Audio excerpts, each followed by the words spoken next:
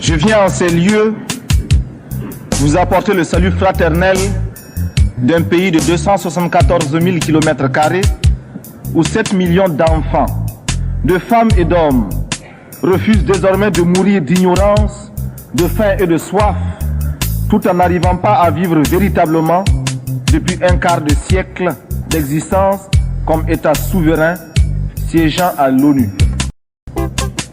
Je viens à cette 39e session vous parler au nom d'un peuple qui, sur la terre de ses ancêtres, a choisi dorénavant de s'affirmer et de s'assumer dans son histoire, dans ses aspects positifs comme dans ses aspects négatifs, sans complexe aucun. Je viens ici enfin, mandaté par le Conseil national de la révolution du Burkina Faso, pour exprimer les vues de mon peuple concernant les problèmes inscrits à l'ordre du jour et qui constituent la trame tragique des événements qui fissurent douloureusement les fondements du monde en cette fin du XXe siècle.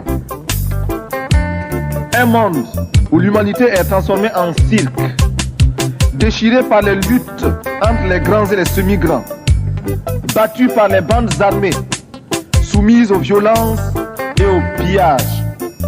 Un monde où des nations, se soustrayant à la juridiction internationale, commandent des groupes de hors-la-loi vivant de rapines et organisant d'ignobles trafics de fusils à la main.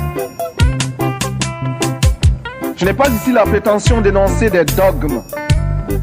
Je ne suis ni un messie, ni un prophète. Je ne détiens aucune vérité. Nous avons jusqu'ici tendu l'autre joue. Les gifles ont été redoublés. Mais le cœur du méchant ne s'est pas attendri. Ils ont piétiné la vérité du juste. Du Christ, ils ont trahi la parole. Ils ont transformé sa croix en massue. Et après qu'il se soit revêtu de sa tunique, ils ont lacéré nos corps et nos âmes. Ils ont obscurci son message. Ils l'ont occidentalisé. Cependant que nous le recevions comme libération universelle. Alors, nos yeux se sont ouverts à la lutte des classes. Il n'y aura plus de gifles. Je ne suis ni un messie, ni un prophète. Je ne détiens aucune vérité.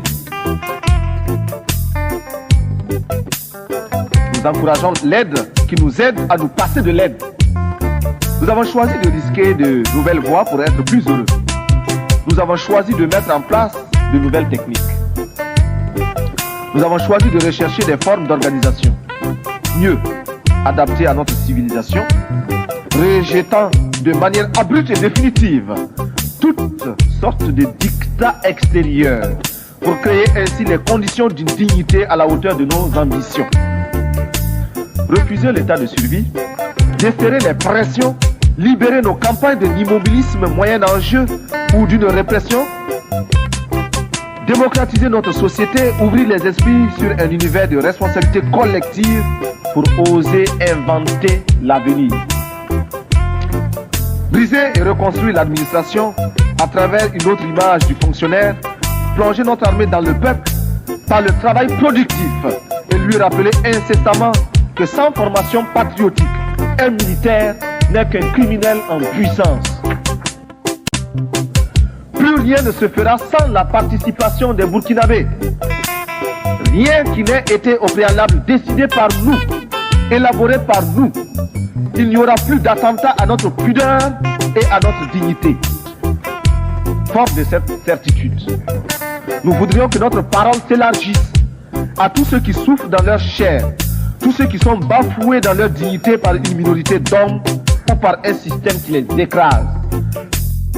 Permettez-moi, vous qui m'écoutez, que je le dise, je ne parle pas seulement au nom du Burkina Faso, tant aimé, mais également au nom de tous ceux qui ont mal quelque part.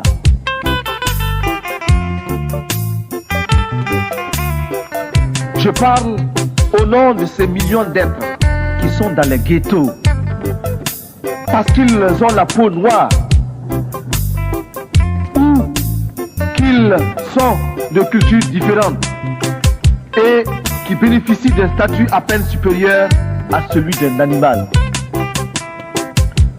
Je souffre au nom des Indiens massacrés, écrasés, humiliés et confinés depuis des siècles dans des réserves, afin qu'ils n'espèrent à aucun droit et que leur culture ne puisse s'enrichir en convolant en noces heureuses au contact d'autres cultures, y compris celle de l'envahisseur.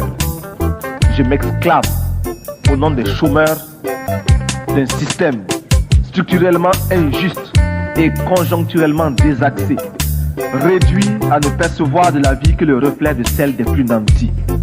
Je parle au nom des femmes du monde entier qui souffrent d'un système d'exploitation imposé par les mâles. L'esclave qui n'est pas capable d'assumer sa révolte ne mérite pas que l'on s'apitoie sur son sort. Cet esclave répondra seul de son malheur s'il se fait des illusions sur la condescendance suspecte d'un maître qui prétend l'affranchir. Seule la lutte libère. Je parle au nom des mères de nos pays démunis qui voient mourir leurs enfants de paludisme ou de diarrhée, ignorant qu'il existe pour les sauver des moyens simples que la science des multinationales ne leur offre pas, préférant investir dans les laboratoires de cosmétiques et dans la chirurgie esthétique pour les caprices de quelques femmes ou d'hommes dont la coquetterie est menacée par les excès de calories de leurs repas trop riches et d'une régularité à vous donner, non, plutôt à nous donner, à nous autres du Sahel, le vertige. Je parle aussi au nom de l'enfant. L'enfant du pauvre qui a faim et qui louche furtivement vers l'abondance amoncelée dans une boutique pour riches. La boutique protégée par une épaisse vitre.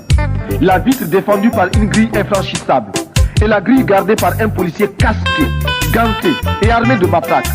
Ce policier, placé là par le père d'un autre enfant qui viendra se servir, ou plutôt se faire servir, parce que présentant toutes les garanties de représentativité et de normes capitalistiques du système.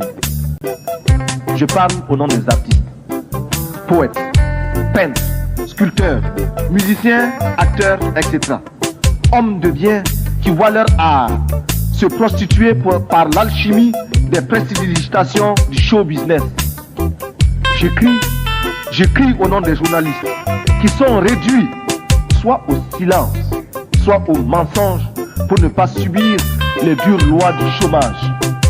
Je proteste au nom des sportifs du monde entier dont les muscles sont exploités par les systèmes politiques ou les négociants de l'esclavage moderne des stades. Mon pays est un concentré de tous les malheurs des peuples, une synthèse douloureuse de toutes les souffrances de l'humanité, mais aussi et surtout des espérances de notre lutte. Mais c'est pourquoi je vibre naturellement au nom des malades qui scrutent avec anxiété les horizons d'une science accaparée par les marchands de canons. Mes pensées vont à tous ceux qui sont touchés par la destruction de la nature et à ces 30 millions qui vont mourir comme chaque année abattus par la redoutable arme de la faim. Militaire, je ne peux pas oublier ce soldat obéissant aux ordres, le doigt sur la descente, et qui sait que la balle qui va partir ne porte que le message de la mort. Enfin, je veux m'indigner en pensant aux Palestiniens qu'une humanité inhumaine a choisi de substituer à un autre peuple. Hier encore martyrisé à loisir, je pense à ce vaillant peuple palestinien, c'est-à-dire à ces familles atomisées, errant de par le monde à la quête d'un asile. Courageux, déterminés, stoïques et infatigables, les Palestiniens rappellent à chaque conscience humaine la nécessité et l'obligation morale de respecter les droits d'un peuple. Avec leurs frères juifs, ils sont antisionistes. Je souffre avec tous ceux qui, en Amérique latine, souffrent de la mainmise impérialiste. Je m'élève ici, au nom de tous ceux qui cherchent vainement dans quel forum de ce monde ils pourront faire entendre leur voix et la faire prendre en considération réellement. Sur cette tribune, beaucoup m'ont précédé. D'autres viendront après moi. Mais Seuls quelques-uns feront la décision. Pourtant, nous sommes officiellement présentés comme égaux. Eh bien, je me fais le porte-voix de tous ceux qui cherchent vainement dans quel forum de ce monde ils peuvent se faire entendre. Oui, je veux donc parler au nom de tous les laissés pour compte, parce que je suis homme, et rien de ce qui est humain ne m'est étranger.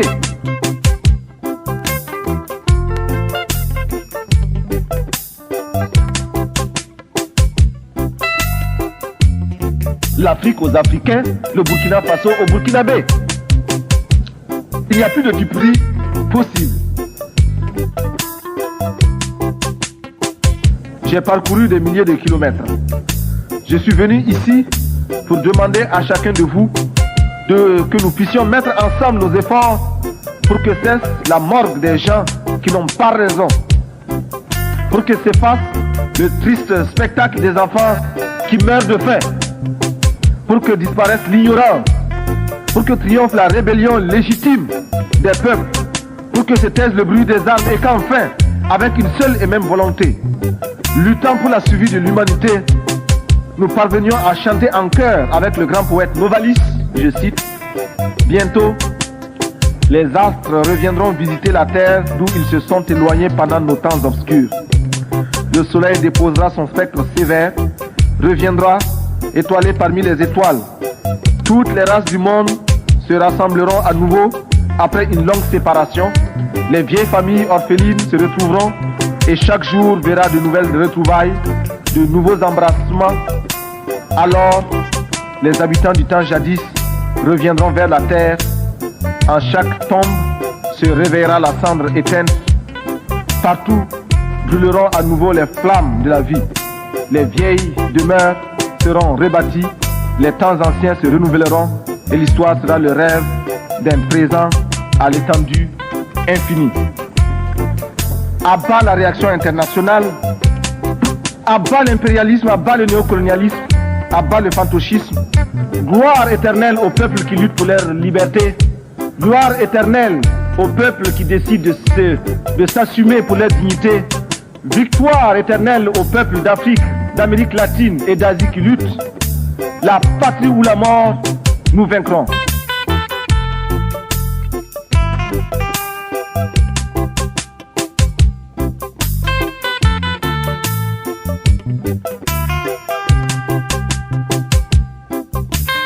La patrie ou la mort, nous vaincrons.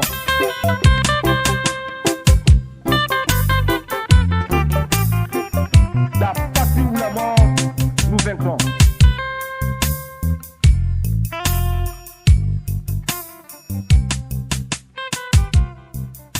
La patrie ou la mort, nous vaincrons.